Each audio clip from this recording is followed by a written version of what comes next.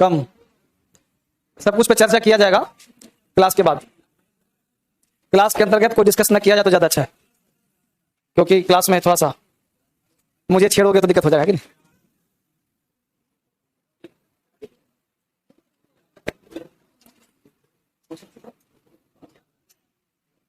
Verb का class start हो चुका था कल, और टाइम है लेकिन थोड़ा सा आगे बढ़ाता हूँ, करूंगा। सारे बच्चे घर से आ जाए आराम से। अभी बहुत बच्चा घर से नहीं आया है। ना, इंतजार नहीं किया जा रहा है, थोड़ा सब चीजों को देख समझ के काम किया जा रहा है कि नहीं। सर मेरा नाम राधा है, राधा राधा राधे राधे। चलिए बहुत बढ़िया, वापिस आते हैं। तो पहले वो क्या काम करें, फिर आगे बात करता हूं। Come to the point. पहला वर्ड है हम लोगों का डिक्री। डिक्री का मतलब होता है जजमेंट ऑफ कोर्ट। डिक्री का मतलब होता है आदेश। डिक्री का मतलब नियम, आज्ञा। जैसे जज ने डिक्री दे दिया, आदेश दे दिया, कैसे तुम लोग मिलजुल कर रहोगे कि नहीं। तो डिक्री का मतलब आदेश, एक्ट, लॉ जो बन गया, समाप्त हो गया, उसे डिक्री कहते हैं। तो डिक्री का मतलब नियम, आज्ञा, आदेश। नेक्स्ट वर्ड है पेडल। पेडल का मतलब होता है फेरी लगाकर बेचना। पेडल, पेंडल। अब हॉकर वाला क्या करता है, पेंडल मारता है साइकिल पे और फेरी लगा क्या करता है, बेचता है। तो पेडल, पेंडल, पेडल, पेंडल, यानी फेरी वाला पेंडल मारता है साइकिल में और फिर बेचता है सामान। तो पेडल का मतलब हॉक करना। हॉक मतलब हॉकर, है ना, पेडल। नेक्स्ट वर्ड है ल्यू। ल्यू को याद कर लो, इन द ल्यू ऑफ, के खातिर। In the lieu of phrase है, सुना होगा आपने, के खातिर, के स्थान पर, इन द ल्यू ऑफ, यानी इंस्टीड ऑफ कहते हैं, सब्स्टिट्यूट कह सकते हैं। नेक्स्ट वर्ड है हॉक्स। हॉक्स का मतलब धोखा देना। हॉक्स को याद कर लो, फॉक्स, हॉक्स, फॉक्स। फॉक्स हमेशा क्या करता है, खींचो, क्यों उसको खींच नहीं रहा है। Hawks, fox. तुम्हारा गर्मी निकाल दूंगा मैं। एसी चलाने का प्रयास करो, एसी चलाने का प्रयास करो, है ना। जब एसी चल रहा है तो एन फैन को बंद कर दे, उसे बंद कर दो। 4 एसी चलवा रहा हूं, फिर जरूरत नहीं पड़ेगा आपको, है ना। चलिए, तो हॉक्स आवाज ही अननेसेसरी करता है। जानबूझ के मैं 4 एसी लगा दिया हूं कि आवाज कूल हो, क्लास पिन ड्रॉप साइलेंट हो। सारे फैन बंद कर दो, है कि नहीं। चलो यहां भी स्विच बंद कर दो, पहला वाला। बहुत सुंदर तैयारी। तो यहां तक काम चल गया हम लोगों का। अब आ जाइए हॉक्स। अब वो कितना शांत लग रहा नहीं लग रहा है। हॉक्स का मतलब धोखा देना। बोलो धोखा कौन देता है, हॉक्स। हॉक्स लोमड़ी, तो हॉक्स से लिंक करो फॉक्स, धोखेबाज, ठीक है। नेक्स्ट हम लोगों का है ग्लेज। ग्लेज का मतलब होता है चमकाना। Glaze, glass.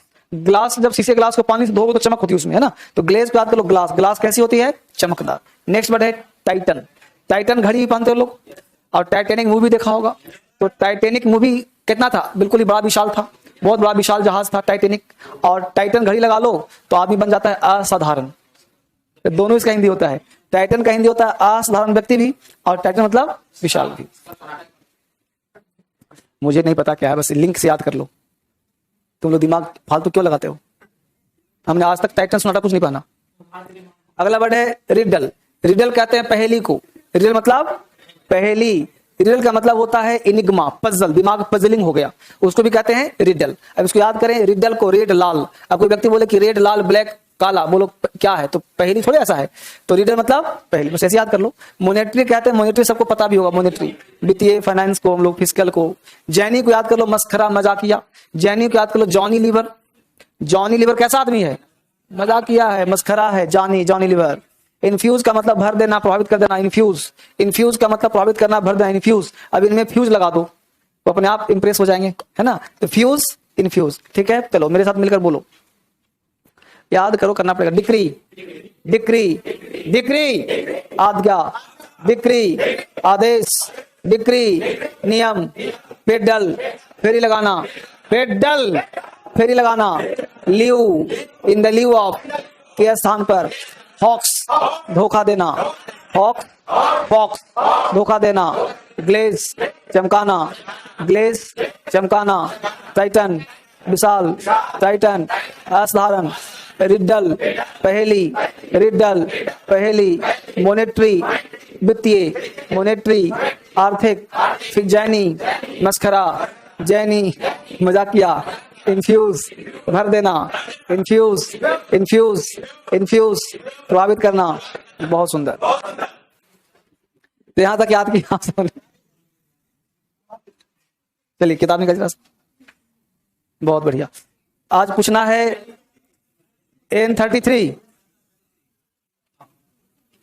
N33, बहुत बढ़िया।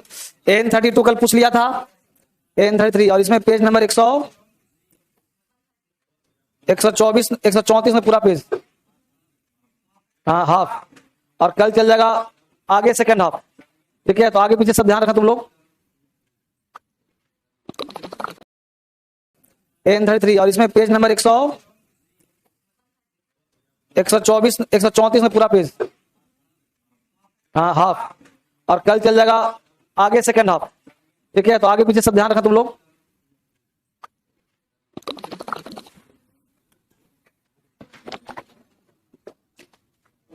बच्ची खड़े हो जाओ, बहुत सुंदर तैयारी, बहुत बढ़िया।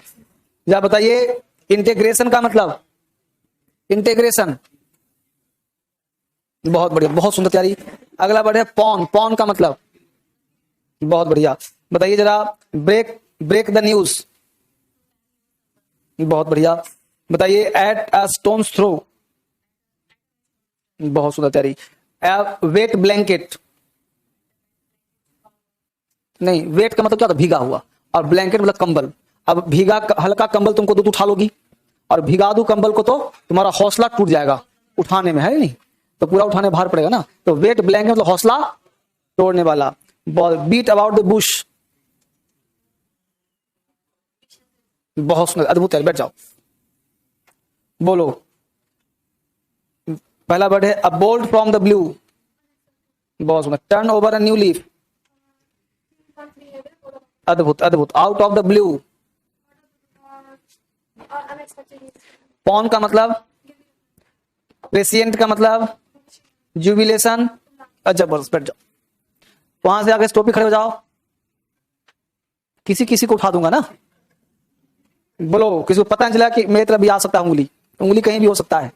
बोलो जरा, एक साथ तुम भी खड़े हो जाओ, हाँ ठीक है। चलो बोलो टॉक टर्की, नहीं पढ़ा है, नहीं पढ़ा, क्यों?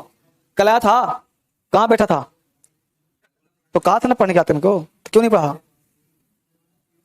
कल पढ़ेगा कि क्लास छोड़ देगा? पढ़ेगा ना, हाँ। तो कल इसका हाफ पढ़ना, और पेज नंबर जो आज पढ़ाया वो, ठीक है। बैठ जाओ, पीछे से पढ़ी हो ना, हाँ। देखो कोई व्यक्ति पढ़ो या ना पढ़ो, क्लास मत छोड़ना, ठीक है ना। बस बोल देना कि नहीं याद है सर, क्लास छोड़ दो। दिक्कत एक लड़कियां चली गई है कि नहीं,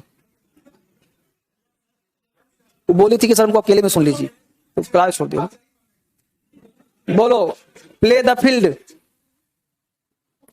नहीं पढ़ी थी तो पढ़ा तो ठीक है, कोई दिक्कत नहीं, याद हो जाए ना। अगर बोलो इंकर का मतलब INCUR, इंकर, क्या हुआ? बहुत बढ़िया। ब्रुक का मतलब, जबरदस्त तैयारी चल रही है तुम्हारी। बोलो बेगर डिस्क्रिप्शन, फ्रेज एग्जाम पूछेगा, है ना। बैठ जाओ, आगे से दोनों खड़े हो जाओ, आज पढ़ी हो ना, बहुत बढ़िया। बोलो बेगर डिस्क्रिप्शन, जबरदस्त। बेगर का मतलब क्या होता है? डिस्क्रिप्शन मतलब वर्णन करना। भिखारी का वर्णन क्या करोगे, वो वर्णन से परे है, वर्णन से ऐसे याद कर लो लिंक करके, है ना। बोलो आउट ऑफ द ब्लू, हाँ। इंगल्फ का मतलब, कल वाला है, परसों वाला, हाँ। बोलो ब्रिसल का मतलब, बैठ जाओ, तो पीछे से लड़का खड़े हो जाओ, सर पीछे से, वहां से, हाँ यस तुम। बोलो प्ले हैवक विथ, याद नहीं किया? कल नहीं आता, आज आए हो ना, तो आज के बाद किसी भी दिन गैप होना तो ये सोचना कि हमको आगे पढ़ना है, हर दिन सर पूछेंगे, है? बैठ जाओ पड़ोसी, बोलो प्ले हैवक विथ, सबका वही थोड़े होगा, उल्टा पुल्टा। टू ब्रिंग टू बुक, पढ़ा है कि नहीं पढ़ा है? तो पढ़ो तो याद नहीं हो रहा। बीट अबाउट द बुश, मामला गंभीर है बेटा, एग्जाम कैसे पास करेगा? ब्रिशल,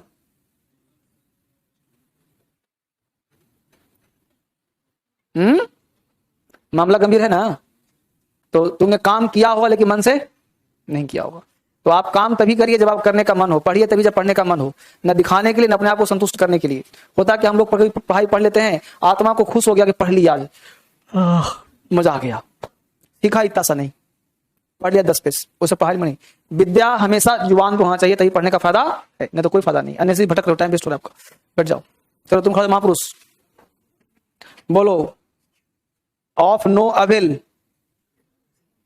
गलत। पढ़ाई पर ध्यान दो। बोलो। Born with a silver spoon, हाँ। ब्रेक द न्यूज,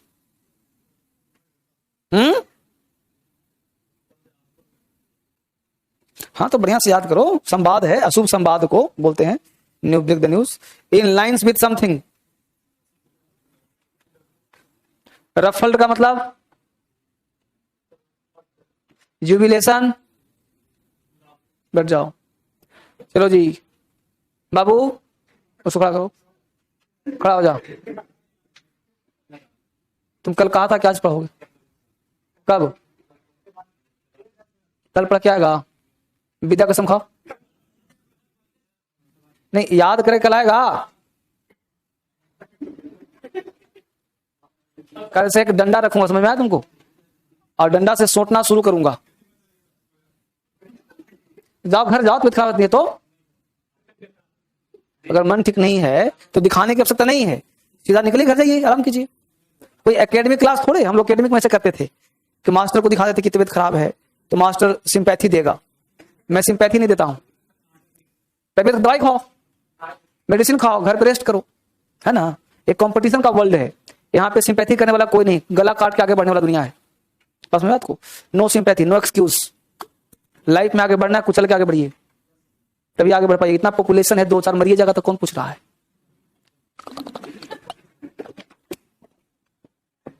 इस पृथ्वी पर तुम एक छोटे कण हो, छोटा सा कण हो मात्र। उलझ गए दुनिया में तो उलझे रह जाओगे।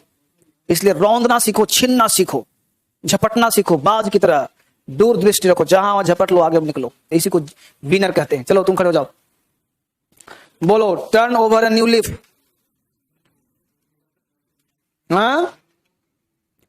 Top turkey, of no avail, born with a silver spoon, prescient, jubilation. बैठो। चलो बालक तू खड़े हो जाओ, खड़ी। हाँ बोलो। बीट अबाउट द बुश, घोसला। Beat about the bush, wet blanket. कौन जो कहो वही पूछता हूं, कौन सा याद है? इसमें से क्या होता है? ये फ्रेज याद नहीं किया है तुम लोग? खाली पढ़ने वाला कोई लड़का नहीं है। प्रेसिएंट का मतलब, इसमें से पूछ रहा हूं। प्रेसिएंट। चल पढ़ के कल, ठीक है? झूठ मूठ का नाटक करने से फायदा नहीं। पढ़ो चलो, नहीं तो नल्ले रह जाओगे फिर। वापिस आ जाओ। तो आप ही बैठ जाओ। हाँ तुम बैठ जाओ। चलिए तो चलिए हम लोग पढ़ रहे थे, वर्ब की बात कर रहे थे। और हाँ तो कल एक क्वेश्चन आ गया था हम लोग के सामने कि what is the difference between Geraint, present participle and V4। 3 तरह का V4 था। 2 जगह समस्या कल आ गया था, एक मुद्दे पे हम लोग फंस गए थे। और मुद्दा ये था कि भाई ये भी V4 है, ये भी V4 है, और एक V4 और भी है, Ram is going to market. तो 3 तरह का V4 है, तो कैसे पता चला कौन सा V4 क्या है और किसमें क्या नामकरण होगा? एक समस्या फंस गया। समस्या नंबर 2 हमने पैदा कर दिया कि V3 यहां भी और V3 वहां भी, Ram has going to market. तो गोन भी V3 और ये भी V3 है। पास्ट पार्टिसिपल कब होगा और V3 कब होगा, है ना? तो ये भी V3 और वो भी V3। रही बात इन्फिनिटिव का, तो देखते ही पकड़ लूंगा कि टू लगाए कि नहीं लगाए। जैसे मान लो कोई व्यक्ति कहे,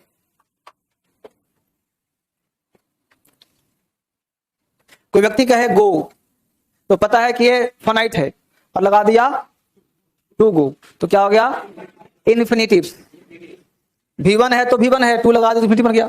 अब पता है कि हैविंग के साथ लगा होगा, हैविंग के साथ गोन लगा होगा, हैविंग के साथ ईटन लगा होगा, ठीक है ना? तो पता चलेगा कि हैविंग पकड़ लिया। तो लेकिन इस V3 में और गोन में क्या अंतर है?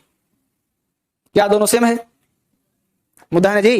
ये भी, इसको भी हम बोल सकते हैं पास्ट पार्टिसिपल या V3 बोले, क्या बोले? दूसरी बात, ये V1 प्लस आईएनजी का मतलब, आईएनजी मतलब, तो हमने कहा गोइंग, इस गोइंग को हम जेरेंट कहें, प्रेजेंट पार्टिसिपल कहें, या वर्ब का 4th फॉर्म कहें? मुद्दा है कि नहीं है? क्या कहूं इसको?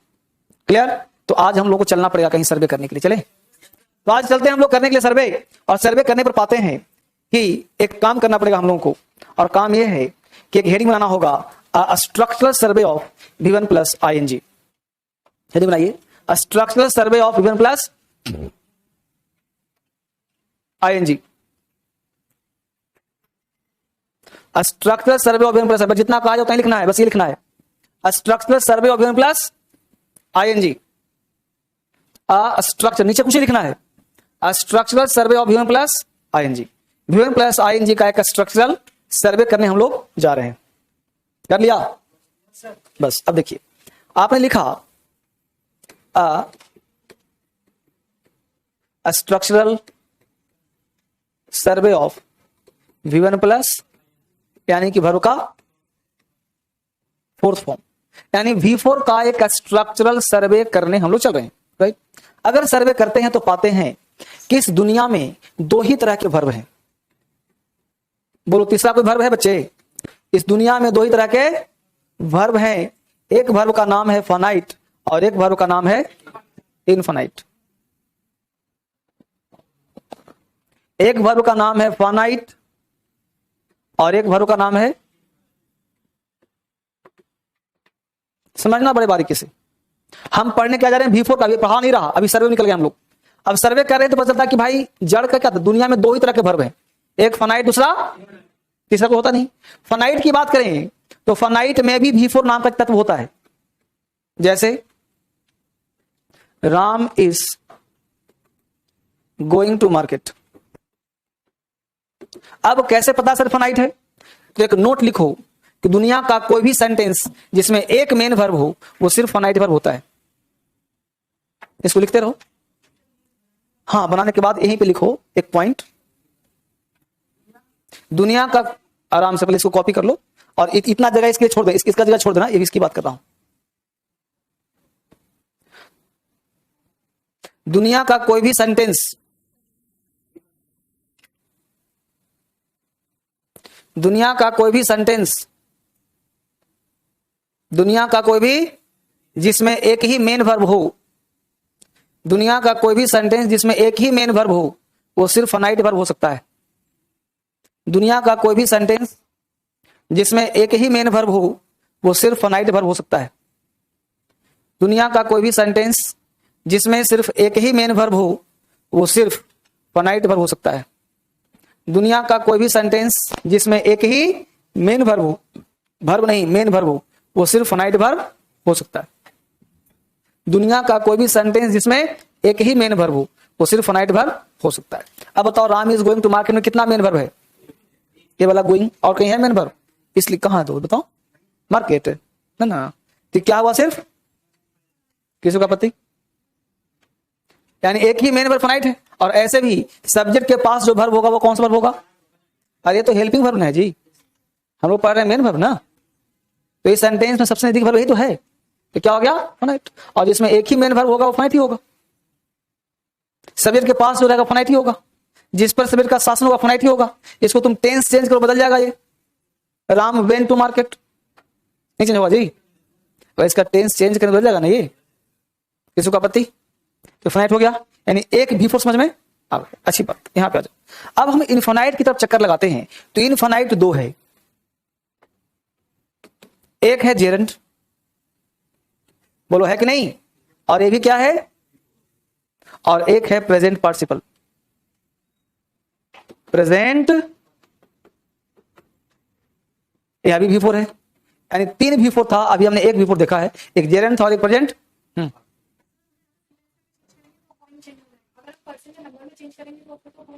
एक्चुअली देखो, पर्सन और नंबर का मतलब यह है कि ए बदलेगा, है ना, लेकिन गोइंग आपको दो मेथड दिया गया ना, किसी से चेंज हो रहा है कि नहीं हो रहा है, बस मेथड दो तरीका दिया, एक चाकू दिया गया, पिस्टल दिया गया। अब दुश्मन किससे मरता है ये देखो, है ना, ठीक है। तो Ram is going to market, तो यहां पे क्या होगा? फाइनाइट वर्ब, ठीक है। और ऐसे भी सिद्धांत क्या दिया हूं, जिसमें एक ही मेन वर्ब वो, एक इससे पहले और क्या समझाया कि सब्जेक्ट के पास जो भी रहेगा सब फाइनाइट में, दिक्कत होगा ही नहीं।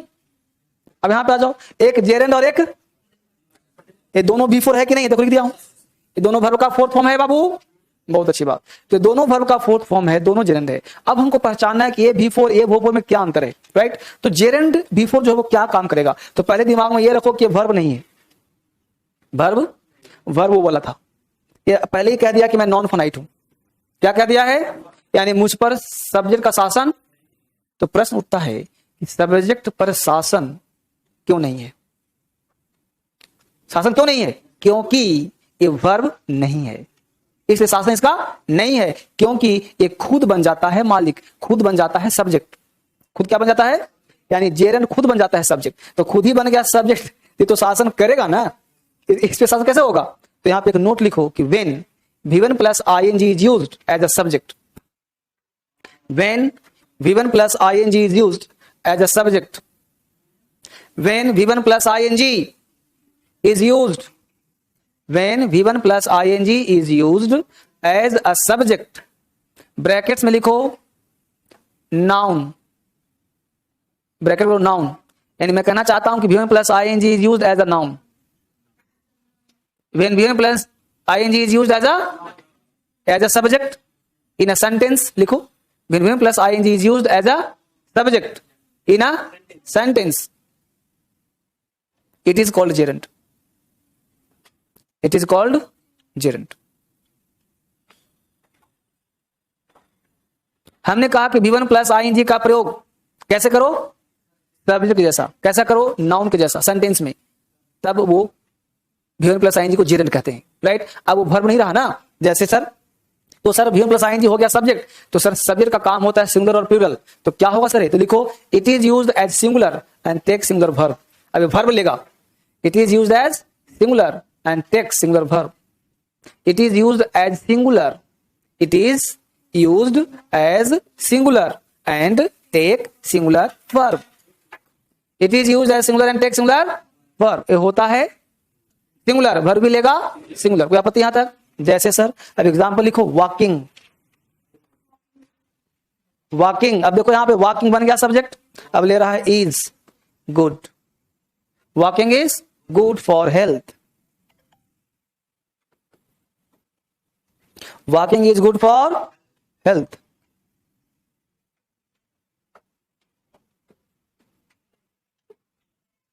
Walking is good for health. अब बताओ walking is good for health, तो वॉकिंग सब्जेक्ट वॉक नहीं हुआ है, तो V4, इसको तुम नाम दे सकते हो V4, इसको नाम दे सकते हो जेरेंड, इसको नाम दे सकते हो नाउन, इसे नाम दे सकते हो infinitive, sorry infinite, gerund, V4, noun, subject, कुछ भी कहो, वर्ब नहीं है, ठीक। वर्ब होता तो शासन करवाता, ये शासन कर रहा है, वॉकिंग इज, सुना, यानी वो तब होगा जब सब्जेक्ट, और सब्जेक्ट हो चाहे ऑब्जेक्ट हो, बात बराबर है ना जी, जो भी होगा सब्जेक्ट वो बन सकता है ऑब्जेक्ट, बस वर्ब के स्थान पे ये नहीं होगा, जब वर्ब के स्थान पे होगा तो फाइनाइट हो जाएगा।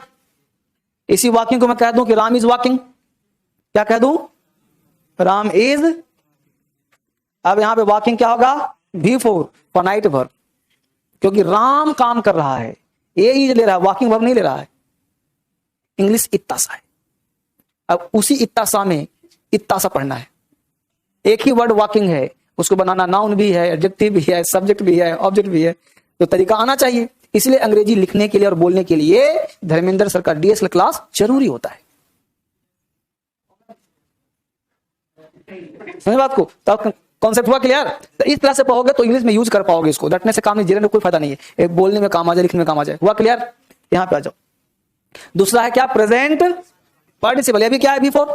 अब कहता है इसका काम क्या, वर्ब अलग था, हो गया, सब्जेक्ट ऑब्जेक्ट हो गया, अब ये कौन सा काम करेगा, अब एक ही स्थान बचा है एडजेक्टिव का, एडवर्ब का, भाई प्रीपोजिशन तो हो नहीं सकता, वॉकिंग कंजंक्शन तो हो नहीं सकता, समझ पा रहे हो कितना कॉमन ज्ञान है।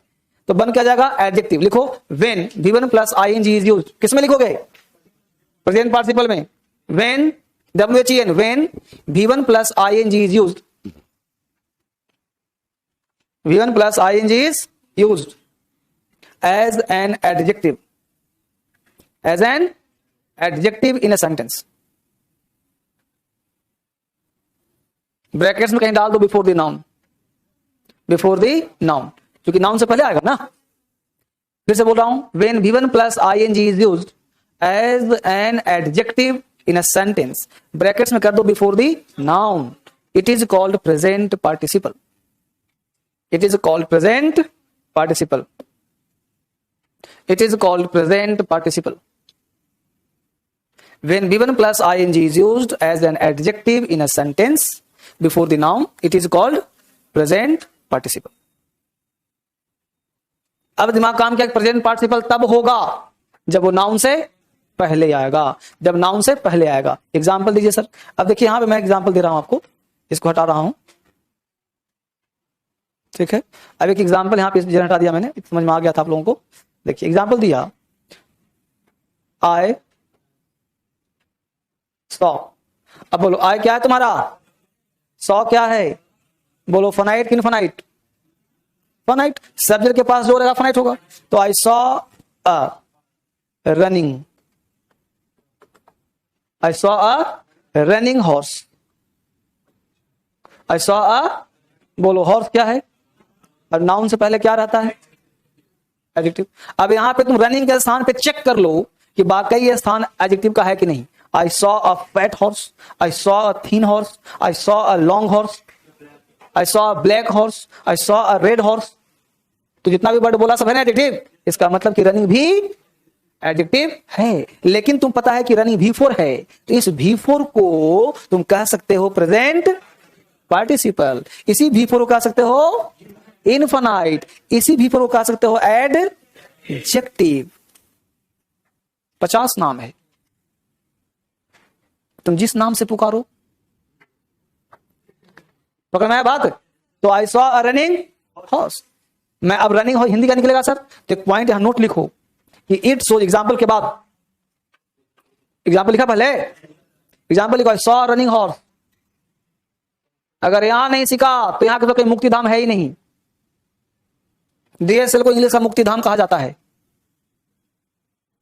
समझ में आपको, इतना डेप्थ कहीं नहीं मिले। अभी रिसर्च हो रहा है, फिर हाँ दोबारा फिर आएगा ये। अभी तो एक बच्ची ने पूछ दिया, सर्वे चल रहा है अभी। अब लिखो एक नोट, लिखो इट शोज, इसमें प्रेजेंट पार्टिसिपल एग्जांपल का नोट लिखो। इसका हिंदी क्या निकलेगा, तो लिखो it shows an unfinished action. It shows SHOWS, it shows N AN article लगा रहा हूं। It shows an unfinished action.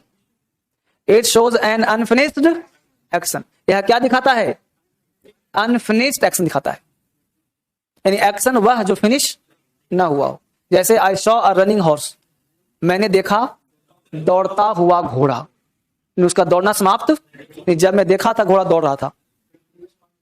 I saw a smiling girl, मैंने एक मुस्कुराती हुई लड़की देखा। पकड़ पा रहे हो कि नहीं। तो आप कहीं भी इसका प्रयोग कर सकते हो। क्लियर हुआ। तो इस तरह से हम लोग अंतर कर सकते हैं। अब मुझे बताइए कि प्रेजेंट पार्टिसिपल, जेरेंट और V4 में अंतर हुआ। क्लियर। किसी को कष्ट है बच्चे को, नहीं, तो वहीं पे आप एक सर्वे हम लगे हाथ और कर लेते हैं। हेडिंग बनाइए, structural survey of V3। Heading क्या बनाएंगे, स्ट्रक्चरल सर्वे ऑफ V3। लगे हाथ सर्वे और कर ही लेते थे, आगे बढ़ेंगे हम लोग। Structural survey of V3। बोलो बालक क्या कष्ट है, क्या आता है, टू प्लस तो इन्फिनिटिव से, उसका नाम अलग ना है। अभी पढ़ा रहा हूं, नहीं ना, क्यों दिमाग लगा रहा है। अभी जो पढ़ा रहा हूं वो पूछो ना, क्या बनाते हैं नहीं बनाते।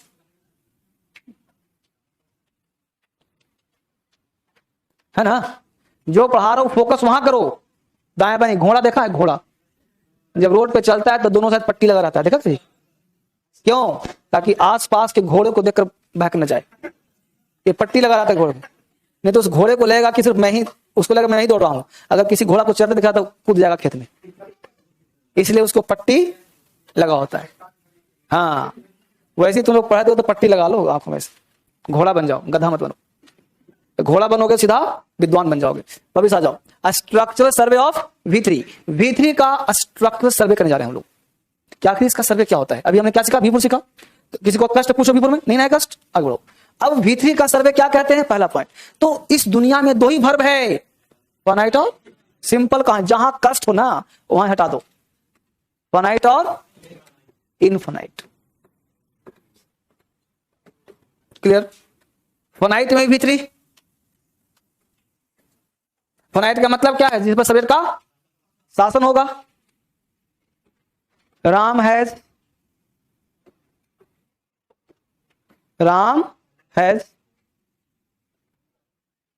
Retain a letter. अब बताओ इसमें कितना मेन वर्ब है? एक ही ना है बाबू। तो ये V3 हुआ कि नहीं हुआ? और दुनिया का कोई सेंटेंस जिसमें एक ही मेन वर्ब वो बोलो क्या कहलाता है? फाइनाइट हुआ कि नहीं हुआ? आगे बढ़ जाओ। अब इनफाइनाइट में नाम एक दिया गया पास्ट पार्टिसिपल।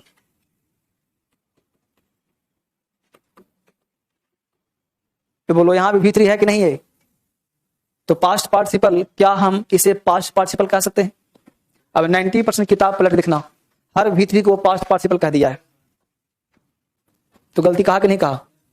V3 अलग है, पास्ट पार्टिसिपल अलग है। अब अलग है कैसे? यहां देखिए, तो लिखिए नोट, पहले एग्जांपल से नोट लिखिए। व्हेन V3 इज यूज्ड,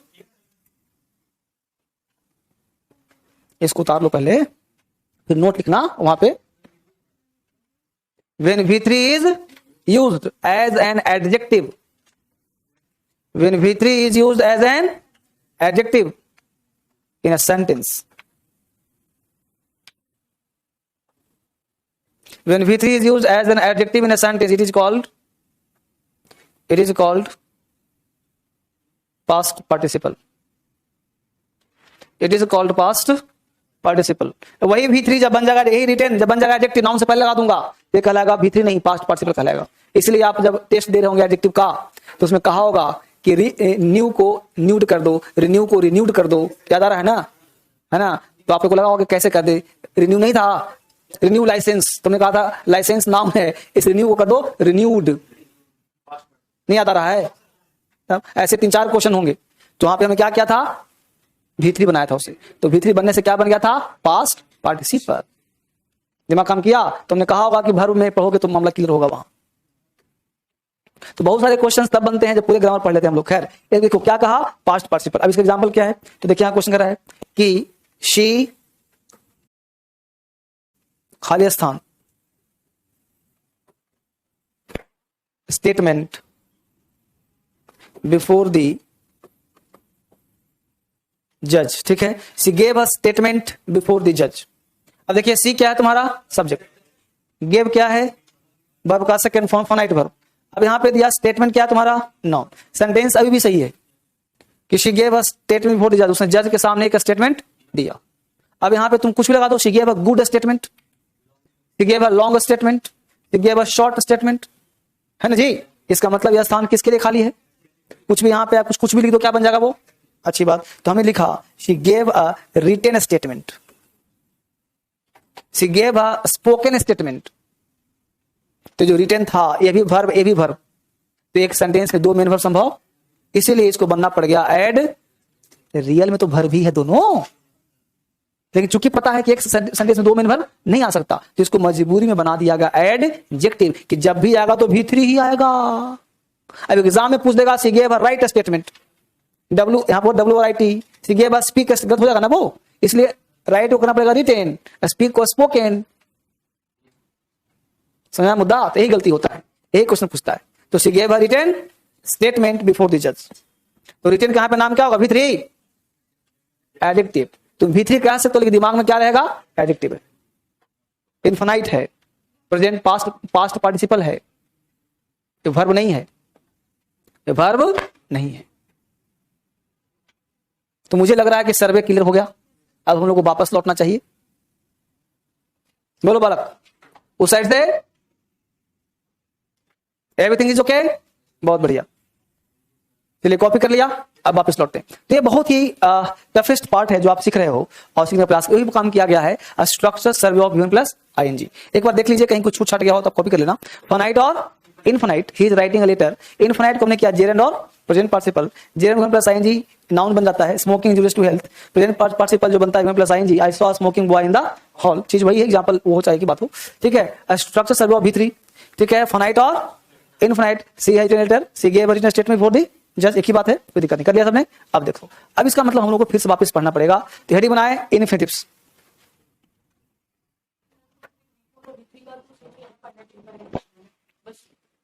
बोलो बोलो बोलो। V4 का काम है अनफिनिश्ड एक्शन और V3 का काम है फिनिश्ड एक्शन। तो अंतर तो है ना। V3 का मतलब है फिनिश्ड, काम समाप्त, और V4 मतलब काम चल रहा है। क्या है जी? लिख सकते क्या? V3 का रूल ही वही है, लिखो चाहे मत लिखो। और V4 का काम वही है कि काम कंटिन्यू को शो करता है। हाँ रूल भाई, हाँ नियम वही है, नियम वही। सारे एडजेक्टिव का नियम एक ही होता है कि वो नाउन से पहले आता है। ठीक है, चलिए। और किसी को दिक्कत है कुछ भी? आगे बढ़े। अब तो हम लोग सर्वे कर लिए, अब वापिस वहीं लौटते हैं जहां से क्लास शुरुआत किया था। वहां पे क्या लिखा था? There are 3 members in the family of non finite form of the verb. पहला था इन्फिनिटिव, दूसरा था जेरेंड, तीसरा था पार्टिसिपल। तो अब पहला पॉइंट क्या था वहां? इन्फिनिटिव, यानी हम लोग को पढ़ना वहीं से है ना। तो हेडिंग लिख बनाए इन्फिनिटिव, हेडिंग बनाए इन्फिनिटिव्स। क्लियर? कोई डाउट चल रहा है? पहचान क्या है इसका? 2 प्लस, आज के बाद 2 के साथ वर्ब का फर्स्ट फॉर्म कहीं मिले उसे कहते हैं फाइनाइट इनफाइनाइट। 2 हटा दो तो क्या हो जाएगा? अब किसी किताब में लिखा मिलेगा इन्फिनिटिव विथ 2, इन्फिनिटिव विदाउट 2, तो क्या करना उसको काट देंगे। क्यों? क्योंकि इन्फिनिटिव है ही तो 2 लगा ही होगा। तो विथ 2 क्या कह रहा है? समझ को मास्टर तुमको ये पढ़ा है इन्फिनिटिव विथ 2, तो पूछना है विथ 2 क्या है? बिना 2 का भी होता है इन्फिनिटिव, तो कहेगा इन्फिनिटिव विदाउट 2। तो जब मान लो तुमने कहा गो और तुमने कहा टू गो, तो गो जो है क्या इन्फिनिटिव विदाउट 2, तो उसको तुम इन्फिनिटिव क्यों कह रहे हो? अब कोई व्यक्ति ऐसा कहे तुमको मनुष्य विथ तेरी अर्थी सजावे उते फुल रख दिए नित बन के, इन्फिनिटिव क्यों कह रहे हो? अब कोई व्यक्ति ऐसा कहे तुमको मनुष्य विथ 2 हैंड्स, तो गुस्सा आएगा कि नहीं आएगा? कोई व्यक्ति ये कहे कि man with 2 hands, dog with 4 legs, गुस्सा आएगा कि नहीं आएगा? भाई काउ विथ 4 लेग्स, तो तू पूछेगा ना कि अरे काउ विथ 4 लेग्स का कोई ऐसा भी काउ है जिसको 2 लेग होते हैं? कोई ऐसा मनुष्य है जिसके 50 हाथ हैं और सबके 2 हाथ हैं? तो विथ 2 क्यों बोल रहे हो? तो यहां पे ग्रामेरियन का स्लैंग है, गलती है, और उसी को पकड़ के मास्टर पढ़ा देता है किताब में, दिमाग खोपड़ी का इस्तेमाल नहीं करता है। बस मेरा हर मास्टर आज के डेट में भी जो डीएसएल को देख रहा होगा, समझ रहा होगा, वही नया पैदा हो रहा है, वरना सारे लोग उसी परंपरा पे चले जा रहे हैं। तो इन्फिनिटिव्स विथ 2 विदाउट 2 नाम को चीज नहीं होता। सिंपल 2 प्लस V1 है तो इन्फिनिटिव है, 2 नहीं है तो फाइनाइट हो जाएगा। खत्म कहानी, एक लाइन में काम खत्म। वापिस आ जाइए। अब समझिए, अब एक 2 प्लस V1 कहीं भी रहता है, इसे हम एक्टिव वॉइस कहते हैं। कौन सा वॉइस कहते हैं बेटा? यानी V1 कहीं भी तो एक्टिव वॉइस। इसी का पैसिव कहीं लिखा मिल जाए 2 प्लस B प्लस V3, तो इसे हम पैसिव वॉइस कहते हैं। कौन सा? अब ए भी है इन्फिनिटिव, क्यों? क्योंकि B को हम V1 कहते हैं। इसको कहते हैं कंपनसेशन थ्योरी। ठीक है, जैसे मान लो टू लव इन्फिनिटिव कहीं मिले तो to be love, active voice और passive voice. To eat, to be eaten, तो कहीं दोनों में से कोई लिखा मिल जाए, इसको कोई कहना इन्फिनिटिव और इसको भी कहना इन्फिनिटिव एक्टिव, इन्फिनिटिव पैसिव।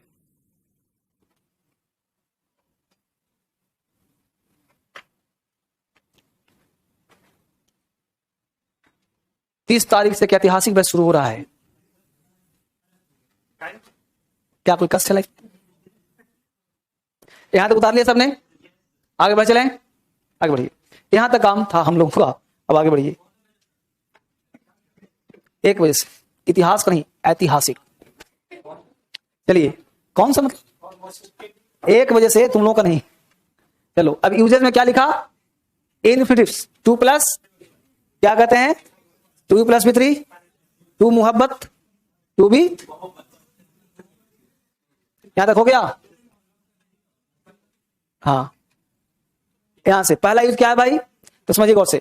अब इन्फिनिटिव का मतलब 2 प्लस, अब 2 प्लस V1 है, इसका मतलब कि वो वर्ब नहीं है ना, फाइनाइट नहीं है ना, इस मतलब वर्ब नहीं हुआ। तो जो वर्ब नहीं हो सकता वो क्या हो सकता है? नाउन हो सकता है, सब्जेक्ट हो सकता है, ऑब्जेक्ट हो सकता है। यही लिखा पहला रूल कि the infinitive is used as a इन अ खत्म, लिखो। To swim is good for health. Typist महाराज जी, to swim is good for health. तो टू स्विम यहां पे काम कर रहा है सब्जेक्ट का, और सब्जेक्ट तो वर्ब ले लिया इज।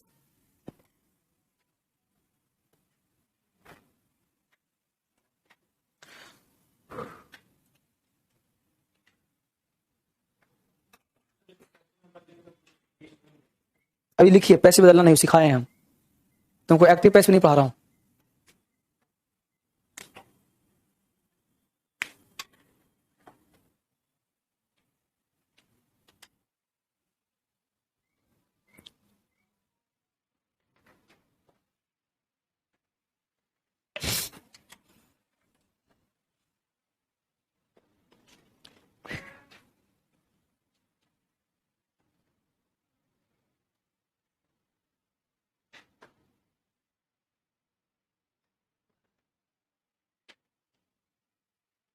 उतार लिया। तो to swim is good for health, तो स्टिल इज अ क्राइम, तो दो यहां पे क्या था, इंफिनिटिव था जी, 2 + 1 था ना, पॉइंट में 2। It may be used as an object. बिल्कुल कर सकते हैं। अब क्या लिखा, it may be used as an object. It का मतलब क्या हुआ, इट का मतलब इन्फिनिटिव्स, इट का मतलब तो infinitives may be used as an, यानी 2 + V1 ऑब्जेक्ट भी बन सकता। एवरीबडी हो गया सब्जेक्ट, फियर्स हो गया वर्ब, टू डाई हो गया, I have some food to eat object.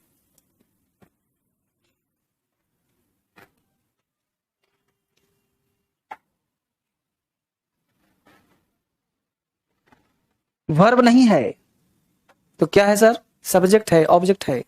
Adjective है, एडवर्ब है, लेकिन वर्ब नहीं है।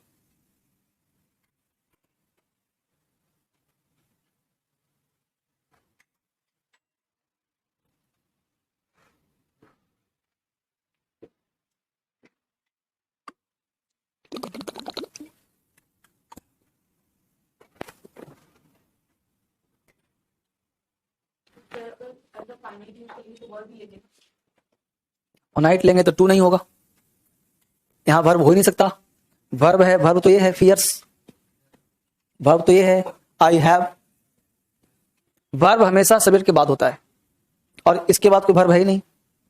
इसका इंपैक्ट है कि सब लोग डरते हैं, किस लिए, मरने से। तो मरना एक इंपैक्ट है, इसलिए हो गया ऑब्जेक्ट।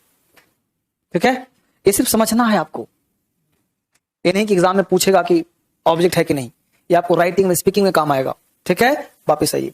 अब rule number 3, 2 + V1 may be used as an adjective, और यानी एडजेक्टिव एडवर्ब का भी काम करता है। कैसे सर, देखिए यहां पे 3 लिखिए।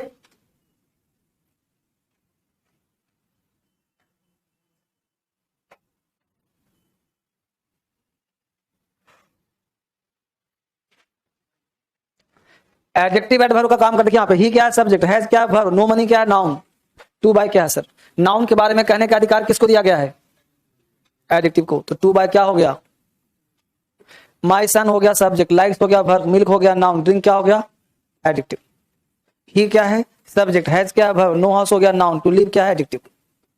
इंग्लिश क्या है, सब्जेक्ट, इजी क्या है, एडजेक्टिव, टू लर्न क्या हुआ, adverb.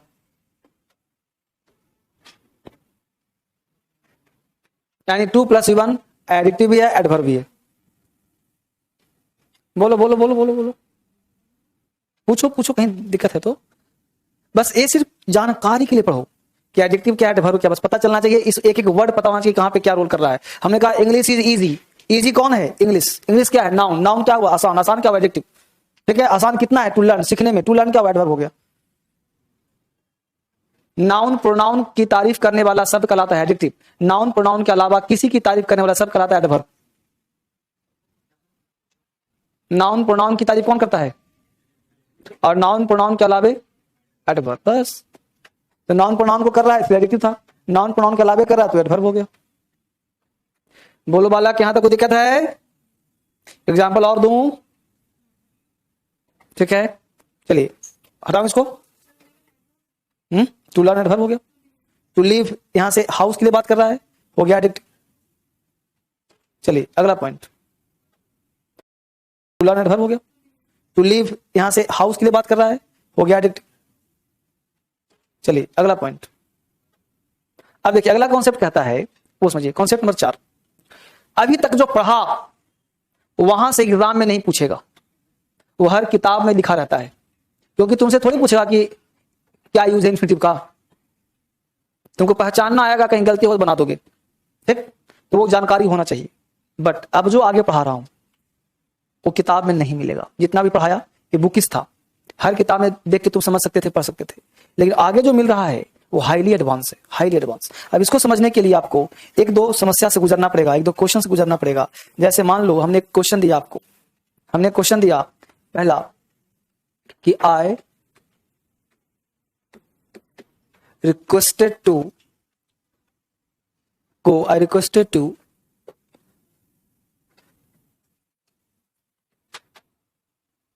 requested him to go there. दूसरा, I requested to go him there. Example लिखते रहो तुम लोग भी। I requested to go him there. ठीक है, I requested to go him there. तीसरा, I requested him go there. अब 3 एग्जाम्पल्स मैंने दिया आपको, लिख लिया आप सबने। अब तीनों एग्जाम्पल जरा लिखो गौर से और देखो, और खुद ही, कोई बोलेगा कुछ भी नहीं, दिमाग लगाओ, which one is right and which one is wrong. अपनी कॉपी में मंथन करिए, बोल करके नहीं, बोलेगा नहीं कुछ, अपने कॉपी में राइट रॉन्ग कर लीजिए, मैं हाथ उठवाऊंगा आप सबसे।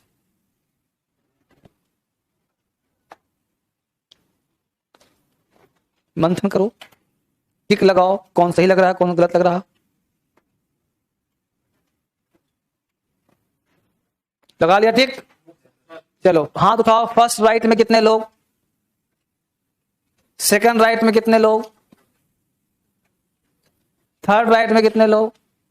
तो ये सब में बच्चों ने हाथ उठाया, तुम लोग किसमें हो, फर्स्ट हो, यानी सब में बच्चों ने हाथ उठाया है।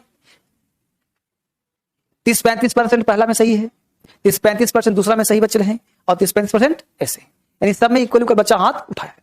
लेकिन ये तो तय बात है कि तीनों में सही कोई एक है, यानी कि 30 दूना 60, 60-70% बच्चे गलत हैं जी, 60-70% बच्चे गलत है कि नहीं है। तो पहला एग्जाम्पल 100% सही है, बाकी दोनों गलत। क्लियर, ये होता है तुक्का का खेल। क्लियर, वापस आ जाओ। अब प्रश्न उठता है इस मामला क्या है सर। मामला हुआ रिक्वेस्टेड एक वर्ड है, ये शब्द अपने साथ इन्फिनिटिव नहीं लेता, अपने साथ पहले क्या लेता है, तब लेता है इन्फिनिटिव 2+1। ऐसे 2-4-10 वर्ड और हैं जो आपको भी लिखवा दूंगा जस्ट, तो उसको याद करना पड़ेगा ना। अगर परीक्षा में अच्छा नंबर लाना चाहते हैं तो वो लिस्ट किसी के पास नहीं है, सिर्फ मैं तुमको डिलीवर कर रहा हूं, उसको चुपके से रख लो, परीक्षा पास कर जाओ। पकड़ पा रहे हो कि नहीं, इसको लिख लो। तो कितना सुंदर समझाया गया है, मैं तो देख करके मंत्रमुग्ध होता रहता हूं। अब देखो क्या लिखा है, सब्जेक्ट, मतलब सब्जेक्ट सबके साथ लगेगा, ये सारे शब्द हैं नीचे तक, ये सारे शब्द हैं, सारे वर्ड हैं। इन सबके बाद ऑब्जेक्ट आएगा, तो V1 आएगा तो क्या होगा, ऑब्जेक्ट आएगा 2+1 तो क्या होगा, और दैट क्लाउज आ गया तो भी होगा। इन दैट क्लाउज मतलब कोई दैट से जोड़ दिया कि दैट आई शुड, तो भी गलत हो जाएगा। तो क्या गलत होगा ये जानना बेहद जरूरी है। और इन्फिनिटिव कब आएगा, ऑब्जेक्ट आने के बाद, ये ध्यान रखना। जल्दी से इसको लिखो चुपके से, फटाफट।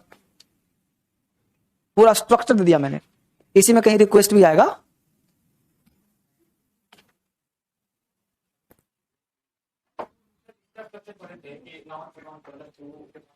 सब भूल जाओ, इसको पढ़ो।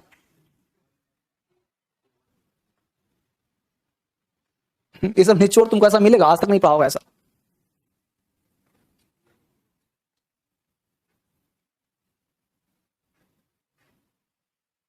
जितना पढ़ाया उतना ही पढ़ते हैं लोग, एक्स्ट्रा क्लास दे रहा हूं एग्जाम पैटर्न पर। allow, advise, compel, remind, show, urge, teach, want, tell, request, permit, order, oblige, invite, instruct, forbid, expect, encourage. OBLI ऐसे भी होता है, OBL जैसे JD भी होता है, ऐसे सब एक ही होता है. सारे स्पेलिंग सही हैं, बोलो.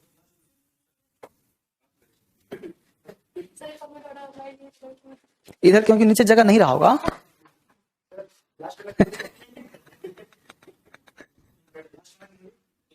इनकरेज का ENCOURAG सही तो है. साहस, हिम्मत देना, साहस देना. ENCOU, अच्छा एन लिखा हुआ है. ENCOU टाइपिस्ट भाई यहां पे यू कर दीजिए. ENCOURAG encourage. हम जो बोले तुम नहीं समझा, हम बोले सारे वर्ड सही है, स्पेलिंग थोड़ी बोला था. स्पेलिंग तो टाइपिस्ट उल्टा पुल्टा हो ही सकता है. तो स्पेलिंग पूछता तब ना. बोलो.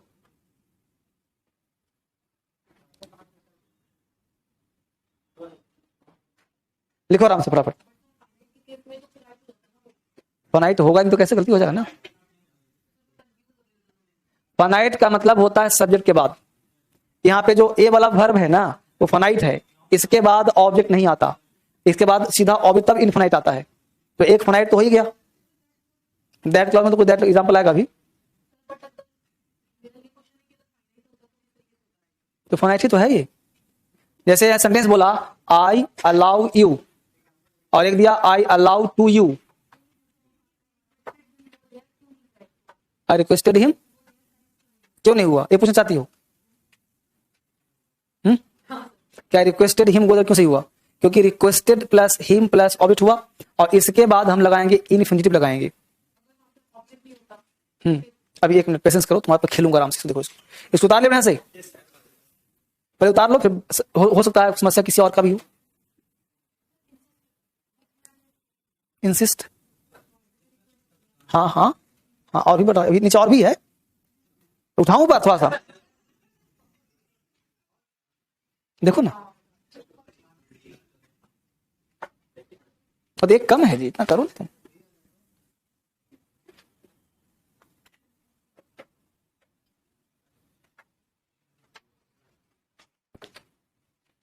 ठीक है चलो अब एग्जांपल देखो, मामला साफ हो जाएगा.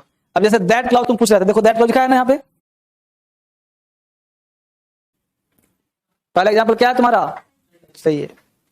The situation compelled him to leave the city, क्या है? सही है. He orders his servant to bring us, right है. He forbid her daughter to go at night, ये भी सही है. 5 नंबर गलती है. लिखो आराम से लिखो, कोई जल्दी नहीं है.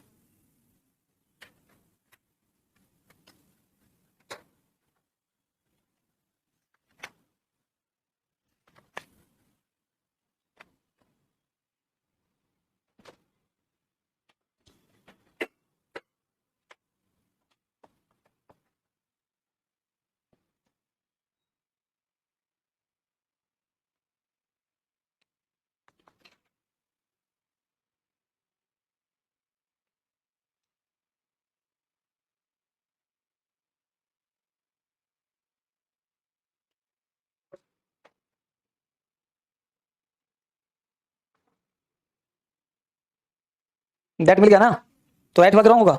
हाँ रॉन्ग. दैट क्लाउड क्या होगा जी? रॉन्ग होगा. इसको काट देना. The she forbid daughter that she should go, गलत हो जाएगा. यहाँ पे टू नहीं आया, गलत हो जाएगा. इसी का चौथा सही है.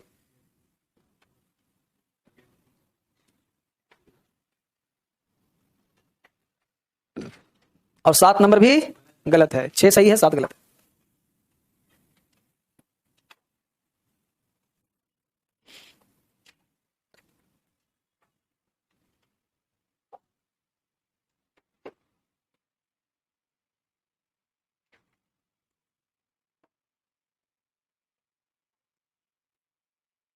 एग्जाम्पल लिखिए, फिर जिसको मैंने जो डाउट है पूछिए.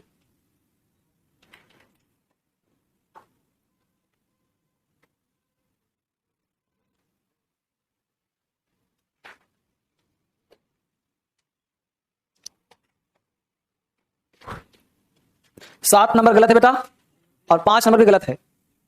5 और 7 गलत है, 4 और 6 सही है.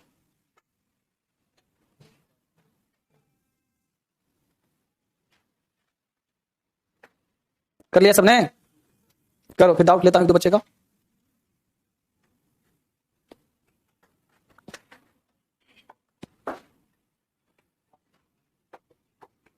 एक फाइल ले लो, ठीक है, फाइल सबको स्पायर करके स्टेपलर करके रखो, कोई टेस्ट खोना नहीं चाहिए, है कि नहीं।